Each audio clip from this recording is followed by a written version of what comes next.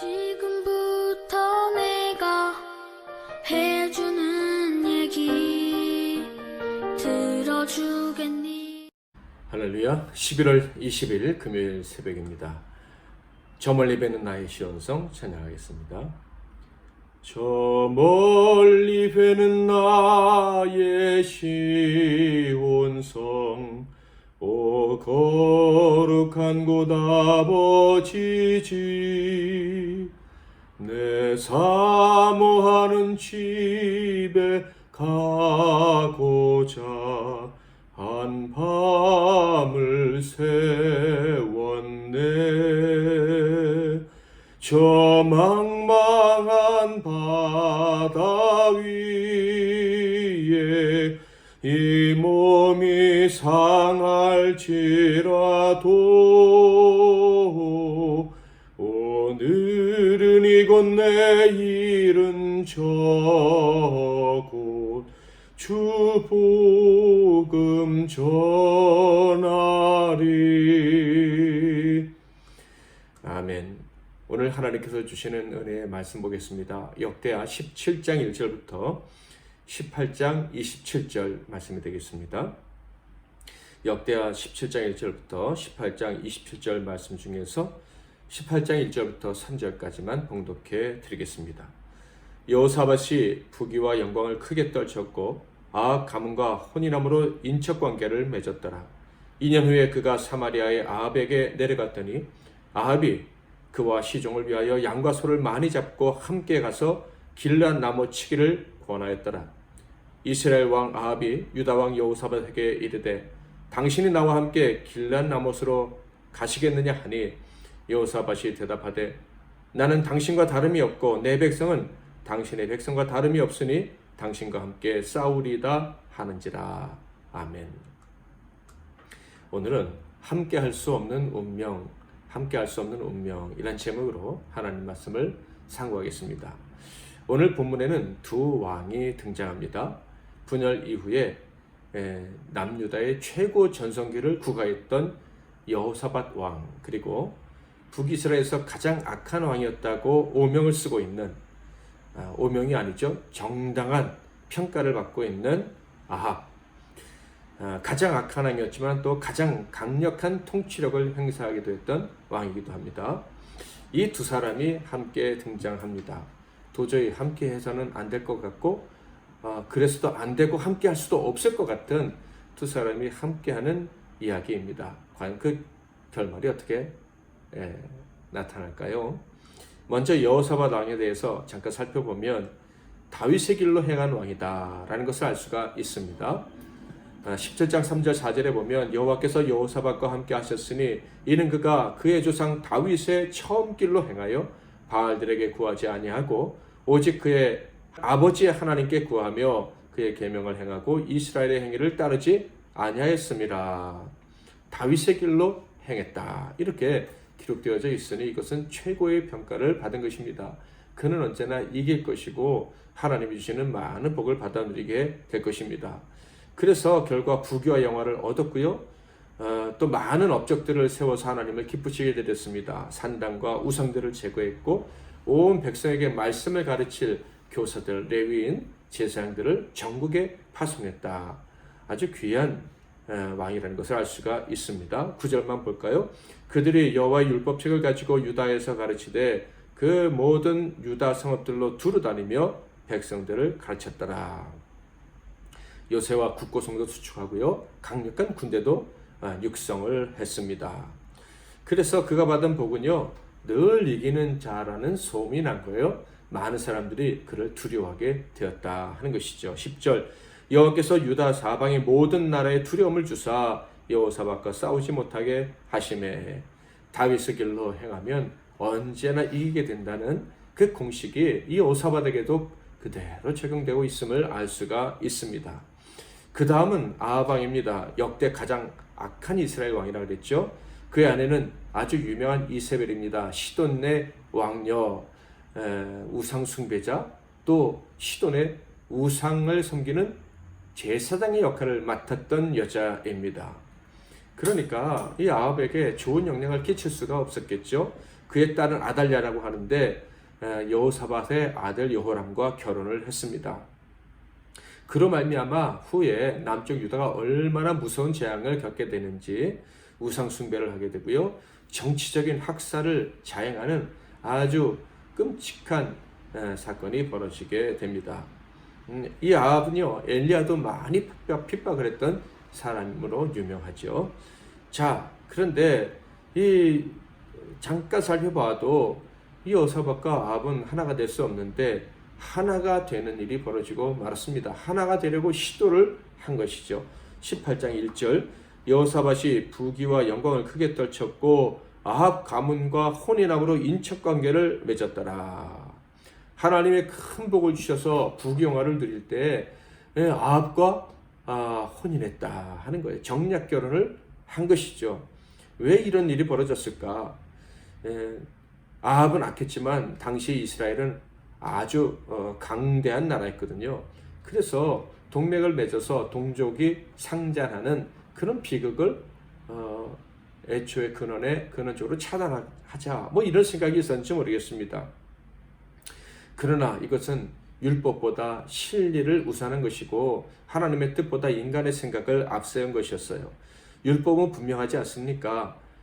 이방인과 결혼이 불가하다. 신약시대에도 고린도후서 6장 14절 16절에 보면 선과 빛과 어둠이 그리스도와 벨리알이 어찌 하나가 되겠느냐 사도 바울이 이야기하면서 불신자와의 결혼을 매우 조심해야 된다는 것을 말씀하고 있습니다.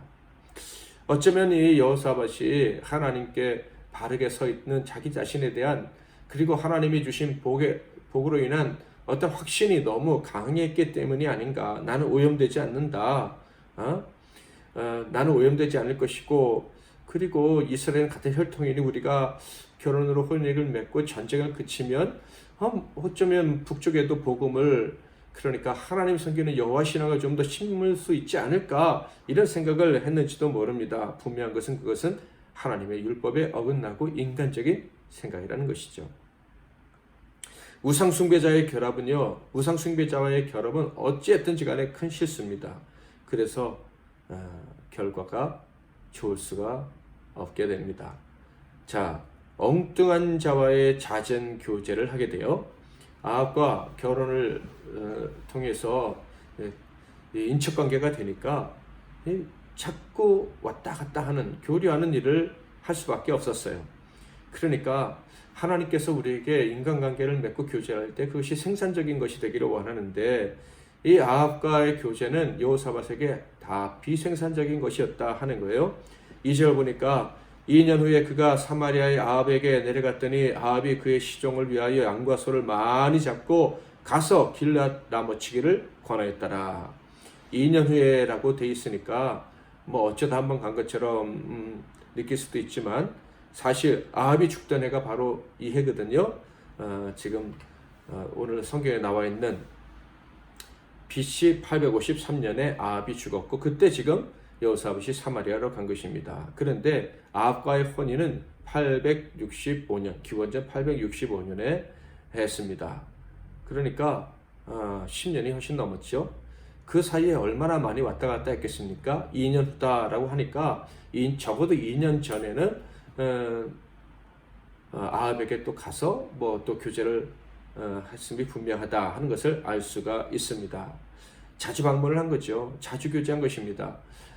그러자 드디어 아합이 자기의 목적을 드러냅니다. 많은 음식으로 대접하면서 길랏 라못을 같이 칩시다. 자기 아버지가 빼앗았지만 아직 자기한테 넘어오지 않은 주기로 해놓고 넘어오지 않은 이 요단 동쪽에 있는 아람의 베나닷이 차지하고 있는 땅을 뺏어옵시다. 이렇게 얘기를 한 것입니다. 여기서 권하였더라 하는데 이건 아주 강력하게 요청했다 이런 뜻입니다. 그러니까 거절할 수 없는 제안을 받은 거예요. 그래서 여호사밧이 이렇게 대답합니다. 이스라엘 왕 아합이 유다 왕 여호사밧에게 이르되 당신이 나와 함께 길랏 라못으로 가시겠느냐 하니 여호사밧이 대답하되 나는 당신과 다름이 없고 내 백성은 당신의 백성과 다름이 없으니 당신과 함께 싸우리이다 하는지라.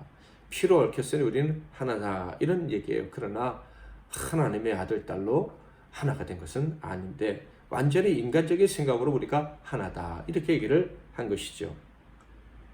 그래도 여호사밧은 하나님의 사람이었습니다. 지금 실수하고 있지만은 분명 그는 하나님을 의지하는 사람이었어요. 그래서 하나님께 묻자고 제안을 합니다.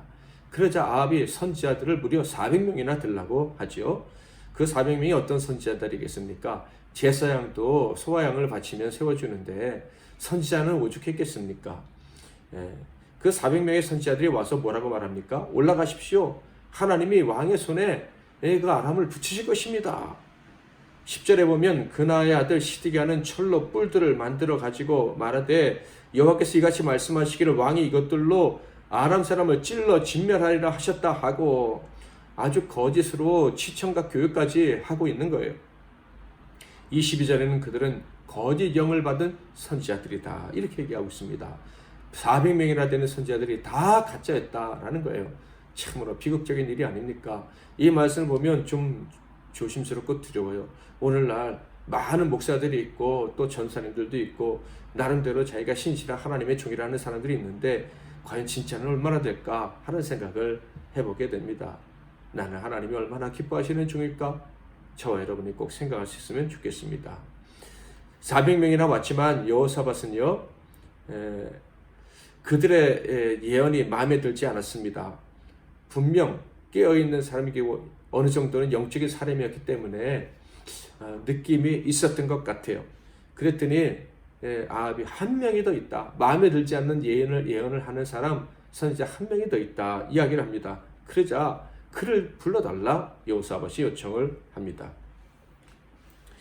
7절을 볼까요? 이스라엘 왕이 여호사밧에게 이르되 아직도 이물라의 아들 미가야 한 사람이 있으니 그로 말미암아 여호와께 물을 수 있으나 그는 내게 대하여 좋은 일로는 예언하지 아니하고 항상 나쁜 일로만 예언하기로 내가 그를 미워하나이다 하더라. 여호사밧이 이르되 왕 그런 말씀을 마소서 하니 미가야 선지자는 왕이 미워하는 선지자랍니다. 왜냐하면 왕이 좋아하는 이야기를 하지 않기 때문인 거예요.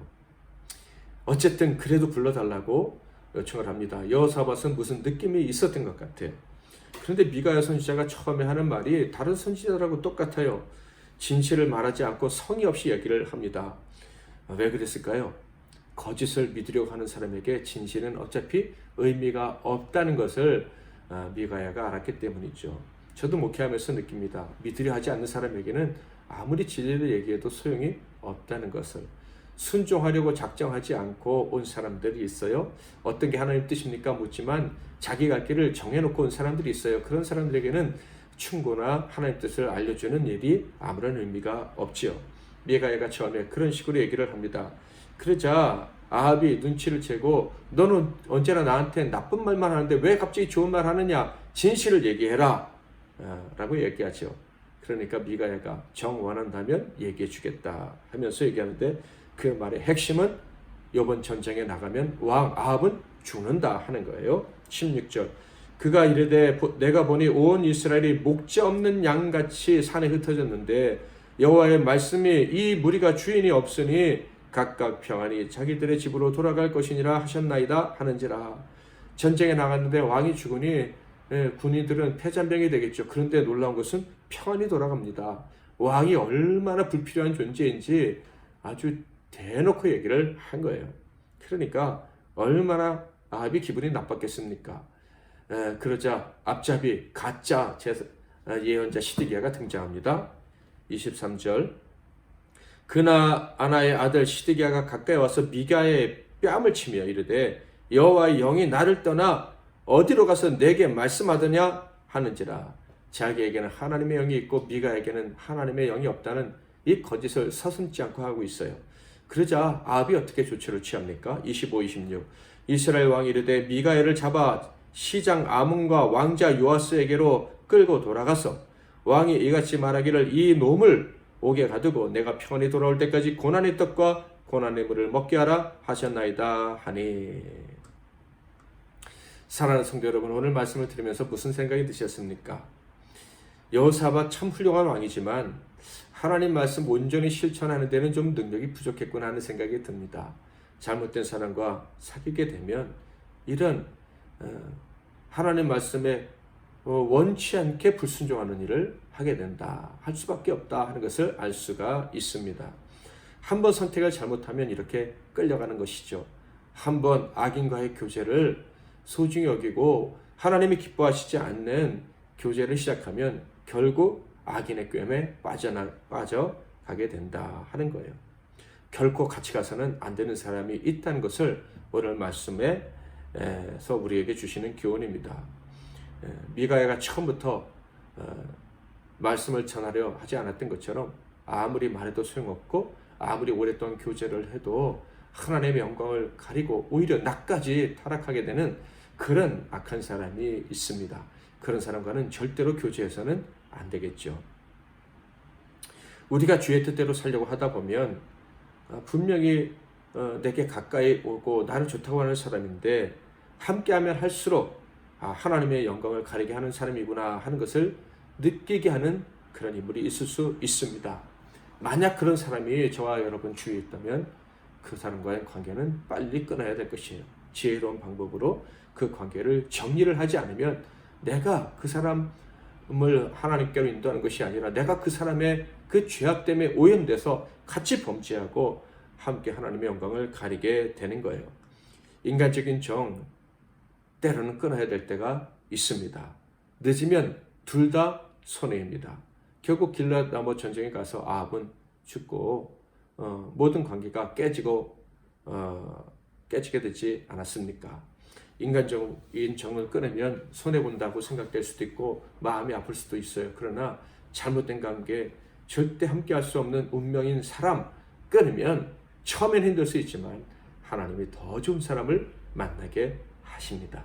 다윗과 같은 다윗의 길로만 걸어가는 그 참된 여러분이 되시고 그런 믿음의 동력자들을 만나시는 복이 여러분과 여러분 자손들에게 있기를 주님의 이름으로 축복합니다. 저 멀리 배는 나의 시온성 1절 2절 찬양하겠습니다. 저 멀리 배는 나의 시온성 오 거룩한 곳 아버지 집 내 사모하는 집에 가고자 한 밤을 새웠네. 저 망망한 바다 위에 이 몸이 상할지라도 오늘은 이곳 내일은 저곳 주 복음 전하리. 아득한 나의 갈 길 다가고 저 동산에서 편히 쉴 때 내 고생하는 모든 일들을 주께서 하시리. 빈들이나 사막에서 이 몸이 고날지라도 오내 주 예수 날 사랑하사 날 지켜주시리.